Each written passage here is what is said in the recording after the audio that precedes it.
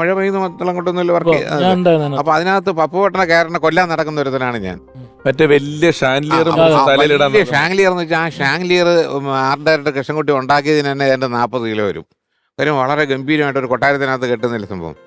പപ്പുവേട്ടനും പേടി, എനിക്കും പേടി. ഇന്നത്തെ കാലത്താണെങ്കിൽ ഫൈറ്റ് ചെയ്യുമ്പോൾ ലേറ്റസ്റ്റ് ഇതുണ്ട്, ഇതൊക്കെ കെട്ടാനുള്ള റോപ്പുണ്ട്. അതിന് വയറെന്ന് പറയും, വയർ സംഭവം ഉണ്ട്.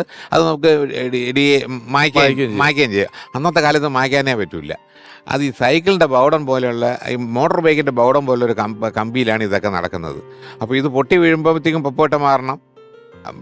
എൻ്റെ തലയിൽ കൂടെയൊക്കെ വീഴുന്നില്ലേ, നമുക്കെല്ലാം പേടിയായിരുന്നു. ഈ കമ്പി മായ്ക്കാനും പറ്റില്ല. അതുകൊണ്ട് ഒരു ബ്ലാക്ക് ബാക്ക്ഗ്രൗണ്ട് വരുന്നിടത്തൊക്കെയാണ് ഈ കമ്പി വരുന്നത്.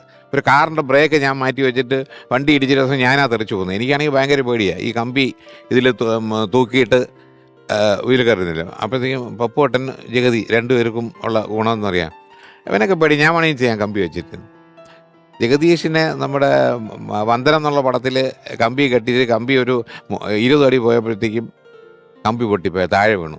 ഭാഗ്യം തൊലിക്കട്ടിയുള്ളതുകൊണ്ട് രക്ഷപ്പെട്ടു അയാൾ. ഒരു കുഴപ്പമൊന്നും വേറെ ഒന്നും വന്നില്ല, രക്ഷപ്പെട്ടു അങ്ങ് പോയി.